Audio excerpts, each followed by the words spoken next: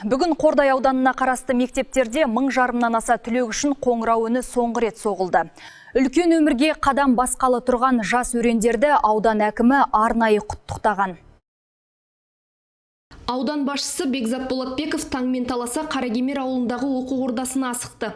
Былтыр келешек мектеп жобасының аясында пайдалануға берілген бұл нысан биыл 24 оқушыны түлетіп ұшырады. Алтын ұясымен қоштасып үлкен өмірге қанат қаққалы тұрған түлектерге әкім ақ жол тіледі. Ұстаздарға шәкірт тәрбиелеудегі өлшеусіз еңбегі үшін шексіз алғысымды білдіремін. Қымбатты түлектер, сіздерге сәттілік пен жарқын болашақ тілеймін. Армандарыңыз асқақ, қадамдарыңыз нық болсын. Алғашқы оқу жылын сәтті аяқтаған мектеп басшылығы да түлектерден зор үміт күтіп отыр. Әр бала арманына адаспай жетсін деген ұстаз көңілі алып ұшқанын біз көрдік. Биылғы оқу жылында бізде 11 сыныпты 24 түлек бітіріп отыр.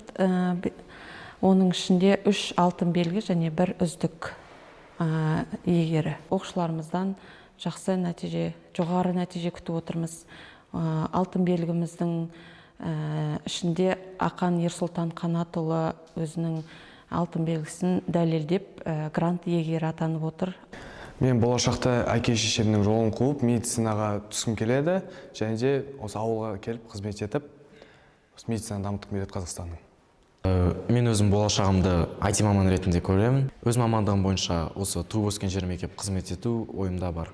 Мен осы 54-ші келешек мектебіне өзім алғысымды білдіргім келеді. Болашаққа бізде ең алғашқы қадамдарымызды бастырып, білім базасын берген үшін. Бүгінде Қордай ауданында 50 мектеп жұмыс істейді. Жалпы 1537 түлек сол оқу ордаларын аяқтағалы отыр. Аталған аймақ 33 оқушысын алтын белгіге үміткер етсе, тағы 46-сы үздік аттестат иеленеді екен. Айгерім Қожабайқызы, Еркебұлан Болатұлы, Қордай 24 Ньюс.